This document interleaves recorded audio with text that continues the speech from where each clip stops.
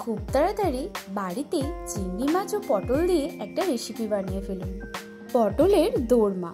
তো চলুন দেখে নেওয়া যাক কি করে বানাতে হয় পটলের দোরমা। তার জন্য সবার প্রথম পটলগুলিকে এভাবে খোলা ছাড়িয়ে নিতে হবে। তারপর পটলের দুই পাশটা এভাবেই বাদ দিয়ে দিতে হবে এবং পটলের মধ্য থেকে পটলের শাঁসটা এভাবে বার করে নিতে হবে এক এক করে। আমরা প্রায় ওই 7টার মতো পটলের এইভাবেই শাঁস বার করে নিয়েছি।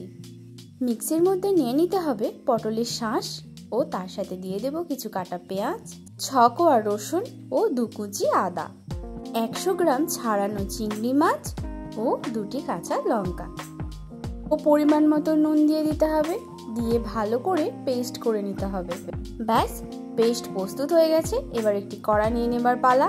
তার মধ্যে আগে থেকে ছাড়িয়ে রাখা পটলগুলি ভেজে নেবার পালা। খুব ডিপভাবে ভাজবো না, হালকাভাবে ভেজে নিতে হবে। গ্যাসের আঁচটি হাই ফ্লেমেই রাখতে হবে, যেহেতু পটলের মধ্যে একটা রসালো ভাব আছে, সেটা যতক্ষণ না মরছে ততক্ষণ একটু এভাবেই ভেজে নিতে হবে। ব্যাস, পটল ভাজার তেলের মধ্যে নিয়ে নেব আগে থেকে প্রস্তুত করে রাখা পেস্ট। সেটিকে ভালো করে এভাবেই নাড়াচাড়া করতে থাকতে হবে। দিতে হবে সামান্য হলুদ ও সামান্য কাশ্মীরি লঙ্কার গুঁড়ো। ব্যাস, ভালো করে এভাবেই নাড়াচাড়া করে নিতে হবে। এইভাবে ভেজে রাখা পটলের মধ্যে পুরটা দিয়ে দিতে হবে। এভাবেই আমরা বেশ কয়েকটি বানিয়ে নেব। পিঠের মধ্যেও তো আমরা পুর ভরে থাকি, এখানে পটলের মধ্যে পুর ভরতে হবে। দেখুন, আমাদের পুর ভরা পর্ব চলছে। এক এক করে এভাবেই বেশ কয়েকটি আমরা বানিয়ে নিচ্ছি।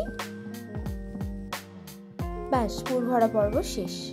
এবার একটি কড়াইতে তেল নিয়ে নিতে হবে। তার মধ্যে দিয়ে দিতে হবে 2টি শুকনো লঙ্কা, 2টি তেজপাতা ও জিরে গুঁড়ো।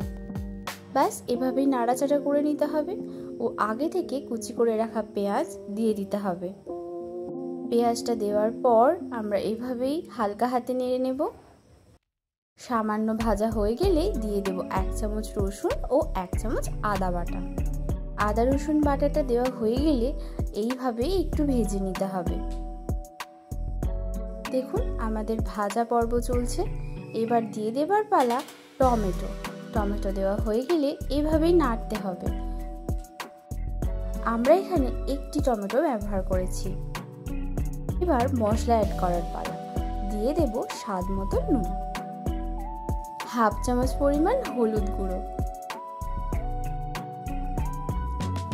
এবার 1 চামচ কাশ্মীরি লঙ্কার গুঁড়ো ও 1 চামচ ধনে গুঁড়ো দেওয়া হয়ে গেলেই ভালো করে এগুলোকে ভাজতে থাকতে হবে।